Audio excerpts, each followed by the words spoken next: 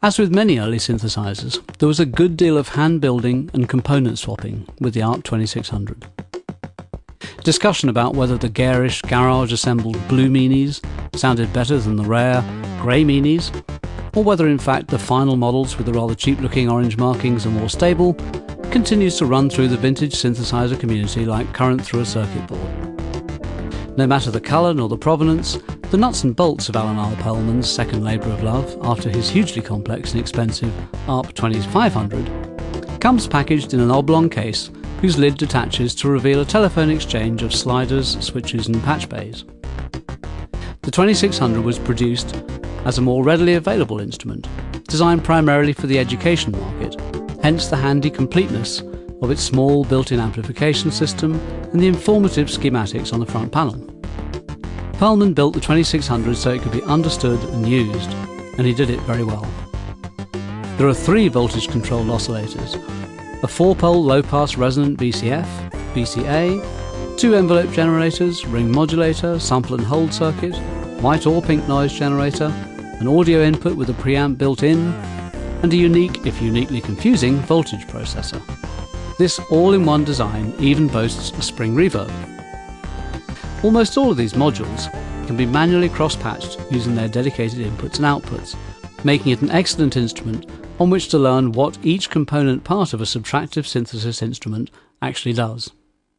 But like all good teachers, the 2600 is also a lot of fun. This is definitely a hands-on machine. It's quite possible simply to stand in front of it and manoeuvre sliders until you hear something wonderful. The chance to process external signals and externally clock things like sample and hold makes sonic possibilities effectively limitless.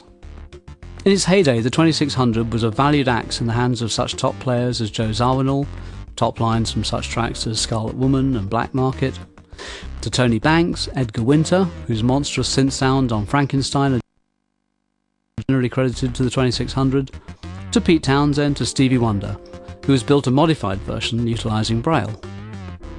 More recently, artists like The Underworld, Orbital, Vince Clarke, the best synth for making stupid funny noises, he claims, and who are we to argue, have fallen in love with this unique and classic beast. The 2600 has no provision for storing sounds, so it's very much a real-time instrument. This alone makes Arturia's arp2600V worth the entrance fee, but thanks to the company's TAE or True Analog Emulation technology,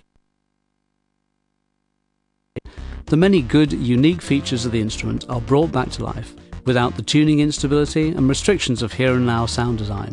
In fact, more than 400 presets have been created by some of the world's leading programmers.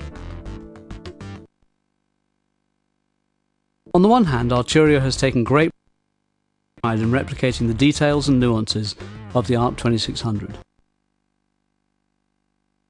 complete in fact with an emulation of the arp